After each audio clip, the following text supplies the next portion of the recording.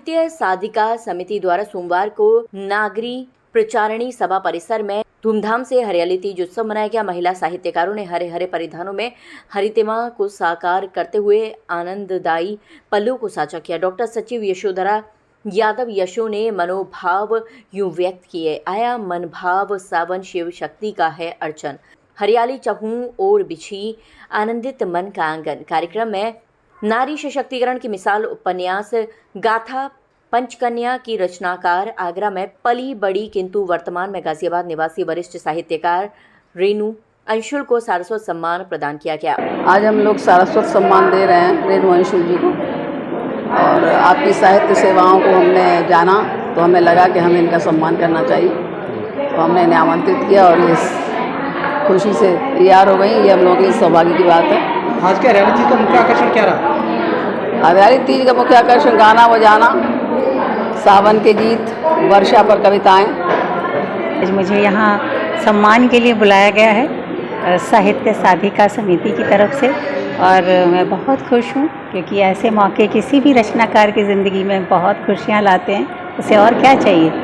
उसे यही चाहिए कि लोग उसकी कृति को, उसकी रचना को सराहें, उसे प्रशंसा मिले, उसका नाम हो, उसकी कृति पहचानी जाए। और गाथा पंचकन्या के लिए बेसिकली मैं यहाँ आई हूँ। गाथा पंचकन्या मैंने इसी साल रिलीज़ हुई है, लॉन्चिंग हुई है उसकी, और ये पौराणिक पात्रों के ऊपर कहानी है।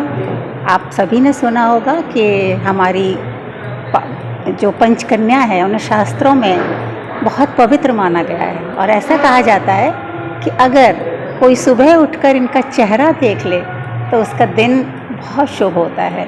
लेकिन यहाँ पर कुछ, जब मैं लिखने बैठी इस विषय पर किताब, पहले तो मैं ये बता दूं कि पंचकन्या कौन है, क्या कौन है। तो ये पात्र हमारे 3 पात्र हमारे रामायण से हैं और 2 पात्र हमारे महाभारत से हैं। तो अहिल्या, तारा एंड मंदोदरी ये रामायण से आते हैं, जो हमारे त्रेता युग में थी, और द्वापर युग से जो महाभारत है उसमें कुंती और द्रौपदी हमारी पंचकन्या कहलाती हैं।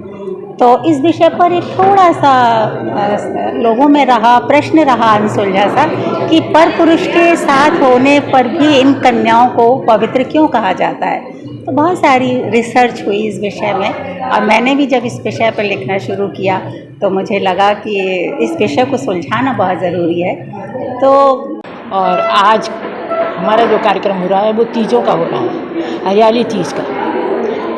तो उसमें सारी हमारी महिलाएं उपस्थित हुई हैं, और साहित्य साधिका समिति एक वरिष्ठ साहित्यकार, उत्कृष्ट साहित्यकार, विदुषी बहन रेणु अग्रवाल का सम्मान करने जा रही है, जो हमारे लिए गौरव की बात है। इस मौके पर रेणु अंशुल के सहधर्मी दक्षिणांचल विद्युत वितरण निगम लिमिटेड से सेवानिवृत्त वरिष्ठ अधिकारी अंशुल अग्रवाल को भी शॉल उड़ाकर सम्मानित किया गया। इस दौरान रमा वर्मा श्याम, अध्यक्ष डॉक्टर रेखा कक्कड़, संरक्षक कमलेश त्रिवेदी, हापुड़ सचिव doctor Yashodhara Yadav Yasho, doctor Madhu Bhardwaj, doctor Neelam Bhatnagar, Raj Faujdar, Maya Ashok, Vijaya Tiwari, Savitri Rathore, Suman Shukla, Nivedita Dinkar, Prabha Sharma, Mamta Bharti, doctor Manju Swati, doctor Alka Chaudhary, Sangeeta Agarwal, doctor Sudha Verma प्रमुख रूप से मौजूद रहीं।